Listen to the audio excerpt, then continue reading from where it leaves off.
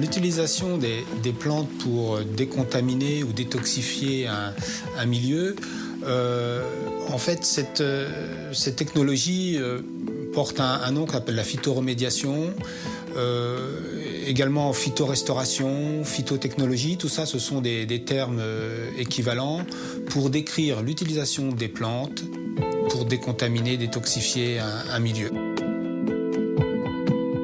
Nous, on travaille en collaboration avec la société Phytorestore qui a développé un procédé qui s'appelle les jardins filtrants et on travaille avec eux pour améliorer ces procédés.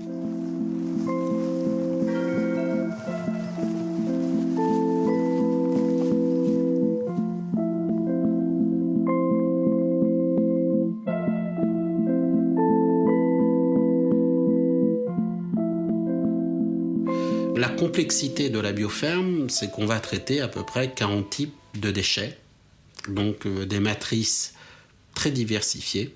Donc là, humblement, on a découvert des tas de matrices de produits, de déchets pollués qui sont extrêmement variables.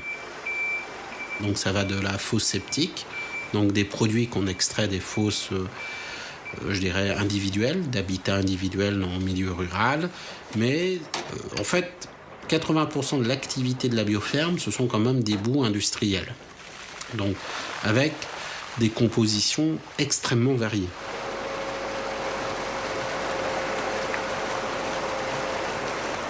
Le principe qu'on met en place dans la bioferme qu'on a réalisé à Montereau, c'est vraiment la pure application des résultats scientifiques des travaux qu'on a réalisés avec le CNRS et avec l'équipe d'Alain Monceau du LGIT.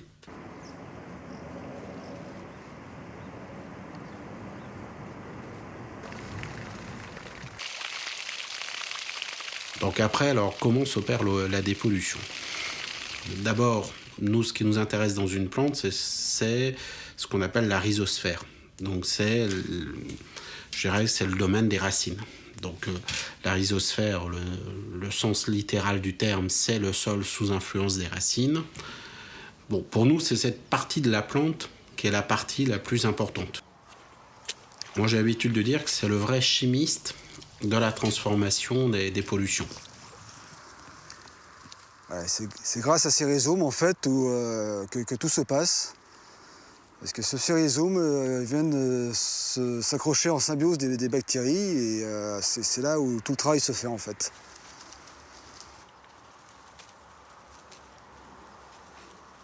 Par exemple, ici, on voit qu'autour des racines, eh bien, il existe une sorte de manchon qui va être sous l'influence de l'activité racinaire.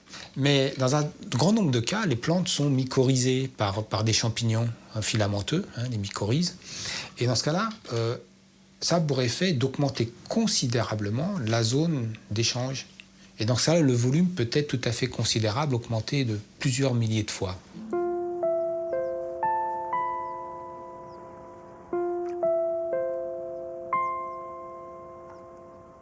Maintenant, quels sont les mécanismes sous-jacents qui existent et qu'on va chercher à exacerber ? Alors, on va surtout s'intéresser à l'excrétion, à l'exsudation par les plantes. Excrétion de protons qui va diminuer le pH et d'exsudation de molécules qui peuvent être des acides organiques, des enzymes, des acides aminés, des sucres, des antibiotiques, surtout les champignons vont faire ça. Alors, ces exudats, ces excrétas vont avoir la propriété de mobiliser les métaux lourds.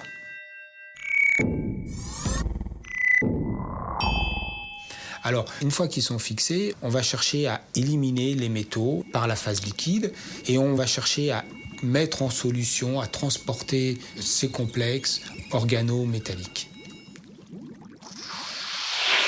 Donc chimiquement, ce qui se passe, c'est que les bactéries vont utiliser en fait les polluants, les dégrader, et tout ce qui est métaux lourds est percolé au sein du casier et va être récupéré dans un fil de piégeage plus loin, enfin sur le site, qui va nous permettre en fait d'accumuler les métaux.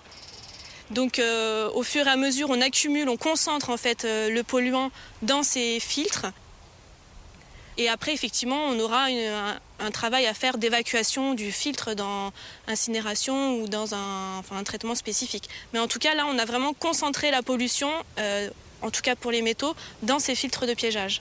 Le cœur des procédés de dépollution qu'on développe grâce aux plantes, c'est le filtre de piégeage. Voilà. Alors, dans le filtre de piégeage, c'est là où on a les mécanismes, j'ai envie de dire, les plus complexes. Le filtre de piégeage qu'on a mis en place dans la bioferme, en fait, c'est une tourbe.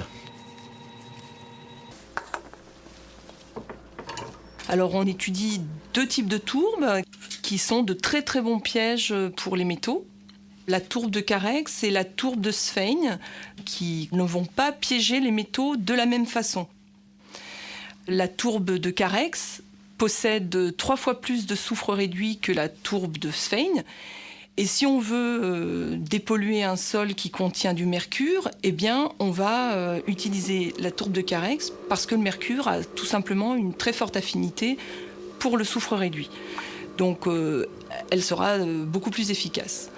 En revanche, si on veut dépolluer des sols qui contiennent plutôt des métaux de type cuivre, zinc ou plomb, eh bien on utilisera plutôt une tourbe de Sveigne plus efficace pour fixer ce type de métaux.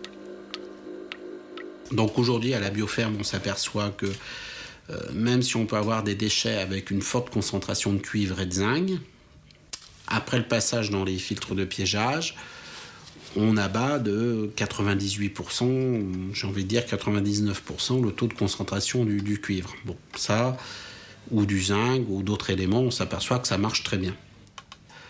Donc, les études qu'on avait faites avec le CNRS nous validaient qu'il fallait utiliser différentes tourbes.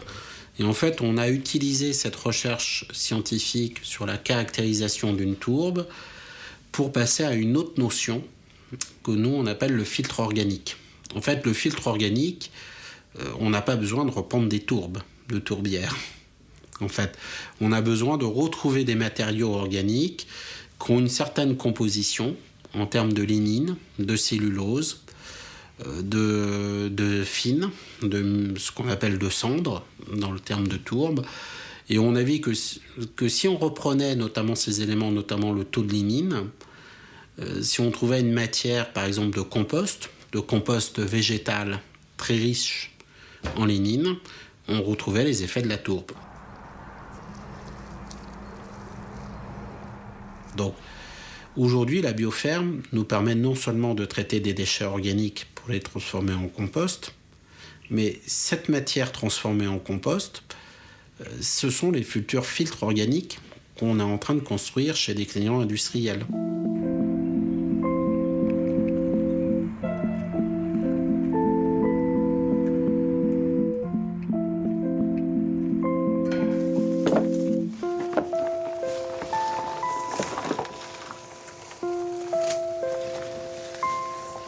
C'est une phalaris qu'on a prélevée dans son milieu naturel, c'est-à-dire avec le sol vraiment du bassin de rétention.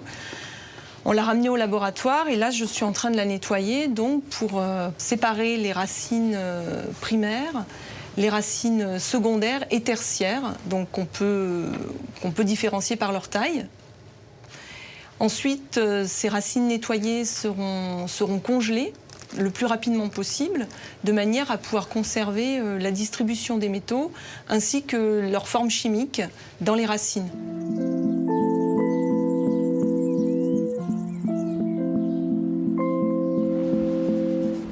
Nous sommes dans une cabine expérimentale qui permet l'analyse avec des rayonnements X de la matière. Le rayonnement X est conduit jusqu'à un élément optique qui fonctionne à la manière d'une grosse lentille et qui permet de focaliser le rayonnement à la taille de quelques microns, à peu près 1/10 de la taille d'un cheveu. Le signal qui va être enregistré va permettre de faire une image de la racine avec la répartition des différents éléments comme le cuivre, le zinc, le mercure au sein des tissus de la plante. Alors voici ce que ça donne, voici un scanner de racines. Ici, on voit une racine secondaire qui se différencie à partir du cylindre central, ici, de la racine primaire. Donc ensuite, bien sûr, c'est à ce niveau-là que l'on cherchera à comprendre comment les métaux lourds, le mercure, le cuivre, le zinc, le plomb, migrent depuis la zone à traiter vers la plante. Et on voit qu'il est présent à 3 endroits. Un endroit qui est plutôt sur le pourtour, à contact du sol, l'épiderme.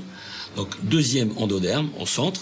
Et puis, enfin, en troisième, en forte concentration, on voit un canal. Ce canal-là transporte la sève brute vers les feuilles.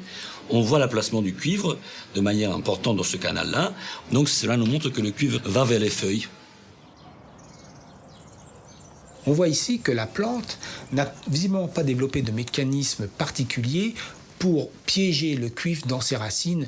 La raison est simplement qu'à cette teneur-là, le cuivre n'est pas toxique, mais est un micronutrient. On verra juste après un exemple de cas où le cuivre est à des telles teneurs que la plante, elle, va résister à la contamination par le cuivre.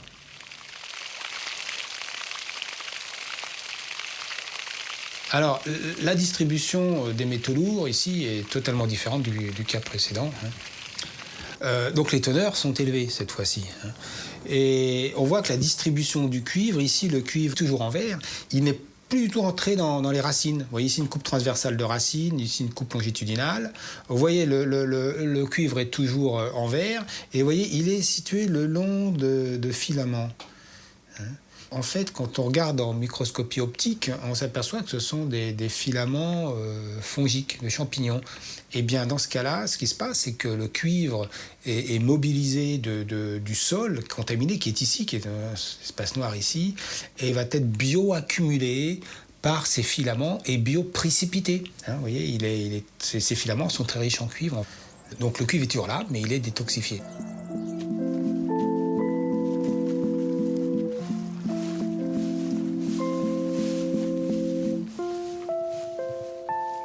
Nous nous trouvons ici, donc au bord de la lagune, qui est donc le fin de traitement du site. Nous réalisons ici des prélèvements pour suivre en fait la qualité de nos eaux de rejet. Les paramètres que nous étudions sont les métaux, mais également l'azote et le phosphore, où nous avons en fait des valeurs limites à respecter pour le rejet en milieu naturel. Il faut savoir que dans ce centre, on fonctionne donc en circuit fermé, donc il y a très peu de rejet dans le milieu naturel, mais nous préférons quand même vérifier la qualité de notre eau.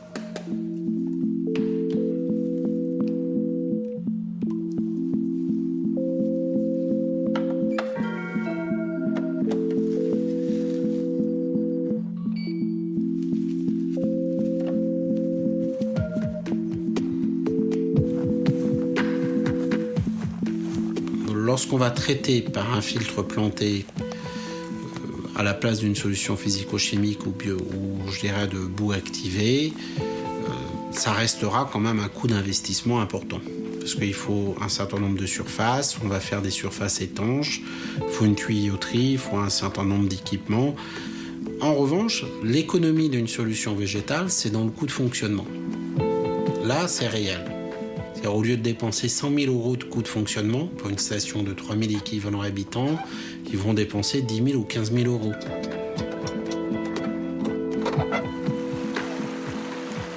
Donc là, ce sont des procédés extrêmement performants et pertinents, je dirais, pour des pays en voie de développement. Mais finalement, ce qui est très performant, je dirais, pour ces pays en voie de développement, le sont pour l'Europe. Moi, je pense qu'aujourd'hui, on a un problème aussi de coût de la vie collective et des services publics.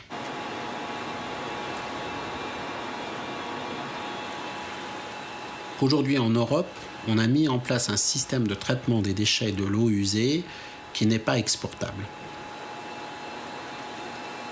Il y a une grande crise au niveau des grands groupes, des grands leaders qui réalisent qu'aujourd'hui, le modèle français de 3 € le mètre cube de traitement d'eau usée n'est pas exportable en Amérique du Sud et n'est pas exportable non plus en Chine. C'est extrêmement excessif ce prix. Et pire, dans les déchets, par exemple les boues organiques, les sols contaminés, on est à 300 € la tonne.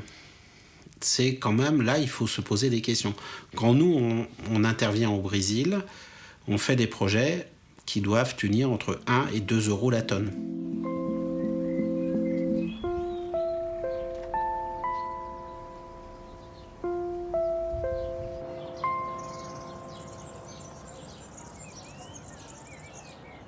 Donc je pense qu'il y aura une révolution. Alors, est-ce que ça prendra 20 ans, 50 ans ? Je pense que lorsqu'on devra réfléchir aux nouvelles stations d'épuration, aux nouvelles solutions de traitement des déchets ou des sites et sols contaminés, il faudra bien que dans 4 ou 5 ans, l'Europe accepte de redevenir performante. Et ça, je suis extrêmement optimiste dans le sens où je pense que ce débat économique nous aidera vraiment à développer ces solutions de phytorémédiation et de phytorestauration.